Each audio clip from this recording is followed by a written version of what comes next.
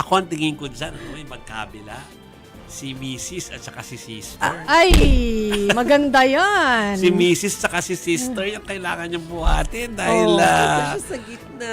bangayan ang nagaganapan. Nasaksihan natin yung mga palitan ng mga salita pero tapos na kasi yung programa natin kagabi, Chiki. Noong after magsalita ni Claire dito, Si Yusek Claire. nung kanyang mga reaction dun sa mga sinabi ng presidential sister, may mga pasabog ang First Lady sa kanyang Facebook Hindi page. ba? Nakakaloka. So, ganun. At nakakatawa kasi bago siya magpasabog dun sa kanyang Facebook page at sa Instagram niya, meron ng denial ang Presidential Communications Office na, oy, etong quote na ito, yung meme ni First Lady Liza Marcos, fake news yan hindi yan totoo. Yeah, nare-reiterate din nga ni Yusek Claire dito. Yun yung unang tanong ko, naalala mo ba, Chiki? Yes, Tinanong ko sa'yo na correct. parang, alam na mami na deny na ito, pero sa mga hindi pa nakapanood kahit sa oras natin sa STL kagabi, Maricel, ang dami pa rin nagme-message na totoo daw ba yan? Ayan. So, nag-deny. hinahanap ko, okay. Marami nalito dyan sa post ni First Lady. Akala nila, dahil ni-repost yung buong yon, Kala parang nila totoo. ina-acknowledge. Pero ano ba talaga yung context nun? Pinost niya pero ang sabi niya, speaking of fake news, welcome to entertainment Pinoy style. So parang kinonfirm naman niya na hindi naman totoo. Kaya lang, the fact that she posted the same meme, yung quote na yan na peke dun sa Instagram at Facebook account niya, abay mapapaisip ka talaga. May nalito Oh. isang tabloid na merong Facebook ay na-post kanina pero binawi rin agad. Okay. So kasi nalito sila, akala nila ina-acknowledge nga ni First Lady Lady. Lisa yung kanya mga sinabi. Ano ba yung sinabi dun sa fake, Chiki? Oo, yan na nga yung Medyo babasahin patutsada ko. kasi, di ba? Kaya nga.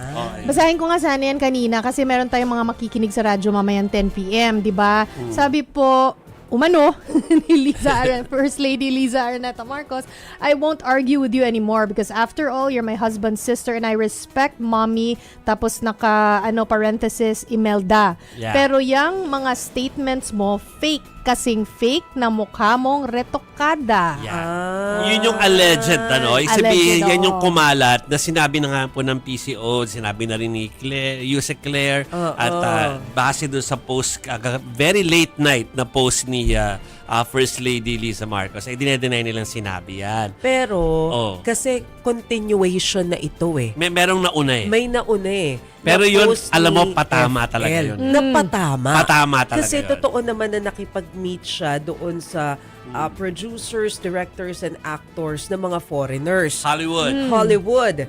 Tapos, doon sa last part ng kanyang caption, eto, ang sabi niya, welcome to entertainment Pinoy style. Only in the Pinas will you find a plot full of holes and actors who can deliver and a climax that leaves entire communities underwater. Let's not even talk about fake news. Yeah. Kaya siya nag-part 2 kasi parang dulo na yung fake news. Yes.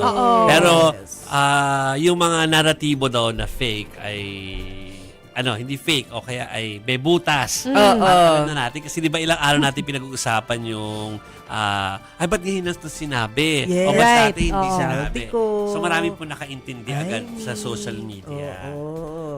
So yan. Yun yung una.